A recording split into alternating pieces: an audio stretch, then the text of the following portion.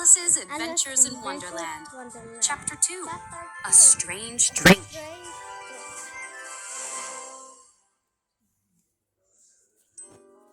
Looking around the dimly lit hall, Alice spotted a glass table. On top of it lay a tiny gold key. I wonder if this will unlock a door, Alice said as she picked up the key. She tried the key in every door on both sides of the hall.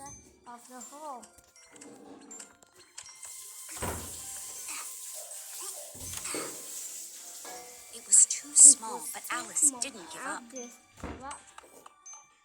She tried again, and this time she discovered a small curtain.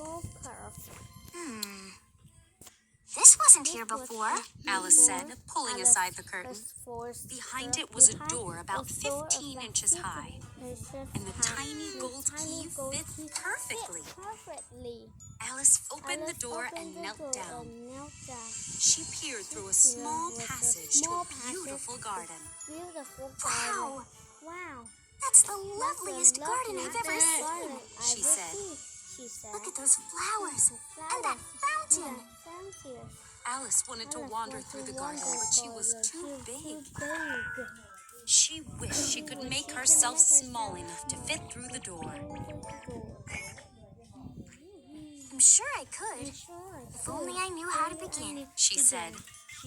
So many strange things had already happened that nothing seemed impossible anymore. There is no point in waiting by the little door, Alice thought.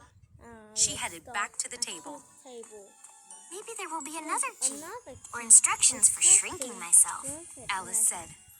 Instead, she found a bottle which had definitely not been there before.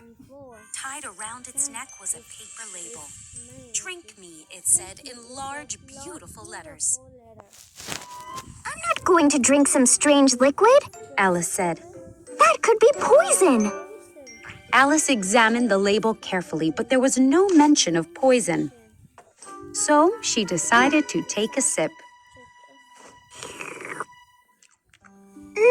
That's delicious. Alice licked her lips. It's like a mixture of cherry tart, pineapple, roast turkey, and buttered toast. Alice liked the liquid so much that she soon finished the whole bottle. And then something strange began to happen.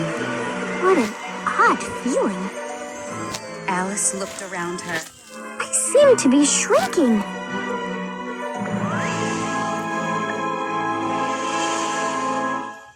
And indeed, Alice was only 10 inches high, but she was not upset.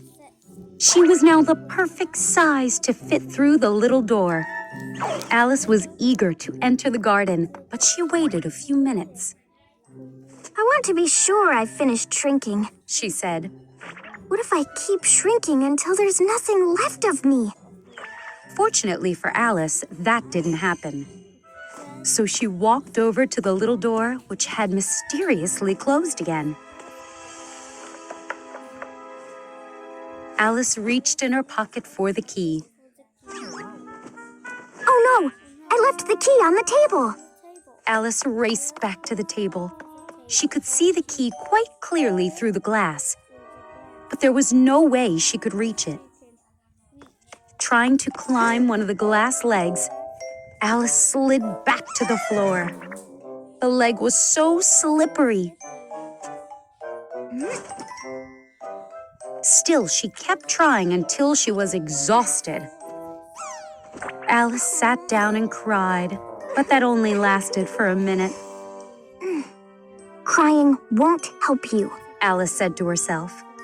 She wiped her eyes. Now there was a glass box under the table. Inside was a cake with the words "Eat Me" spelled out in raisins. If this cake makes me grow larger, I can reach the key, Alice said. If I grow smaller, I can creep under the door. Either way, I'll get into that garden. Alice took a bite and nothing happened. She was very disappointed because she now expected strange things to occur. This is a useless cake, Alice said. But she ate it all anyway. And then she began to grow.